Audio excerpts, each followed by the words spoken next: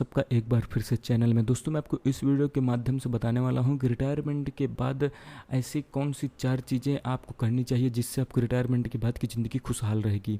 दोस्तों यदि आप उन लोगों में से हैं जिनका रिटायरमेंट करीब है या हो सकता है कि कोविड-19 महामारी ने बचत, निवेश और इंश्योरेंस से संबंधित आपकी योजनाओं को प्रभावित किया हो, जीवन के इस मोड़ पर पक्का कर लें कि आप पर कोई देनदारी नहीं है और रिटायर होने के बाद आपको कोई ईएमआई भी नहीं चुकानी है। तो दोस्तों उसके लिए आपको 4 चीज़ें करना बहुत ज़रूरी है।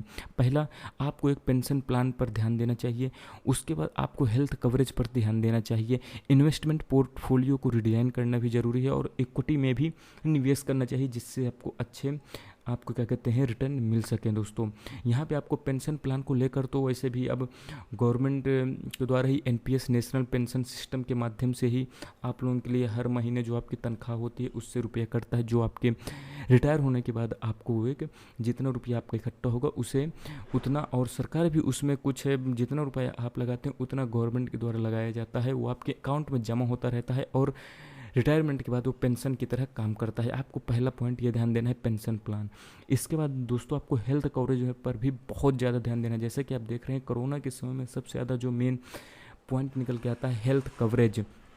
रिटायर होने के बाद आमतौर पर मेडिकल ज़रूरतें बढ़ जाती हैं दोस्तों, इसलिए पक्का कर लें कि इलाज के बढ़ते खर्चों के लिए आपके पास पर्याप्त हेल्थ केयर कवरेज होना चाहिए। यदि आपको लगे कि कवरेज बढ़ाने की ज़रूरत है तो आपको टॉप अप या super top up health cover दोस्तों लेना चाहिए। स्वास्थ्य बीमा योजनाओं के आजीवन रिव्यू कराया जा सकता है, इसीलिए नियमित रूप से अपने और जीवन साथी के हेल्थ इंश्योरेंस प्लान को रिन्यू करते रहें। दोस्तों आपको ध्यान देना है हेल्थ कवरेज पर, दोस्तों विशेष ध्यान दें।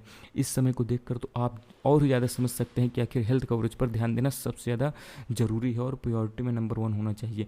इसके बाद तीसरा जो आपको महत्वपूर्ण पॉइंट ध्यान देना है वो है आपको इक्विटी पे निवेश करना। दोस्तों रिटायरमेंट होने के बाद के लिए किए गए निवेश 30-40 साल के लिए दोस्तों होता है। इस दौरान महंगाई हर साल लगभग आपको दोस्तों बढ़ती जाती है, यानी आप अभी यदि 1000 रुपये में जितनी चीज़ें खरीद सकते हैं वो आप 5 साल बाद नहीं खरीद पाएंगे। हमें जो है इससे बचने के लिए रिटायरमेंट फंड के कुछ हिस्से का निवेश दोस्तों आपको इक्विटी फंड में करना अच्छी रणनीति साबित होता है। इसके अलावा नियमित आय के लिए आप जो है दोस्तों डेट फंड के सिस्टमेटिक जो आपका विथड्रॉल प्लान होता है दोस्तों उसमें भी निवेश कर सकते हैं। आपको समझना है इक्विटी पे भी निवेश करते रहना चाहिए जिससे आपको जो रिटर्न है वो अच्छा मिल सकता है। इसके बाद आपको चौथा पॉइंट पर ध्यान देना है इन्वेस्टमेंट पोर्टफोलियो को दोस्तों रिडिजाइन करना। निवेश पोर्टफोलियो कुछ इस तरह दोस्तों बनाना चाहिए कि रिटायरमेंट होने के बाद की पूंजी से न केवल नियमित आय आती रहे बल्कि साल दर साल उसमें बढ़ोतरी भी हो, ताकि आमदनी महंगाई का असर आसानी से झेल पाए।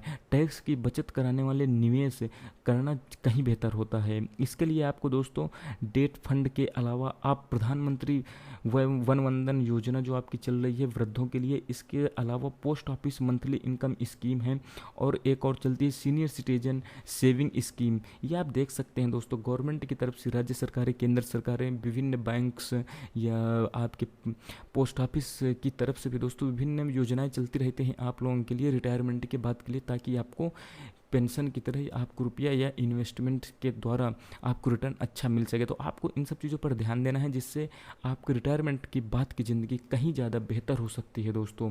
तो ये महत्वपूर्ण जानकारी थी। यदि आपको कोई भी कन्फ्यूजन है तो आप कमेंट बॉक्स में पूछ सकते हैं, आंसर दे दिया जाएगा या फिर एक अलग से वीडियो उस पर बना दी जाएगी। मिलते हैं दोस्तों अगली वीडियो में, तब तक दोस्तों धन्यवाद, जय हिंद।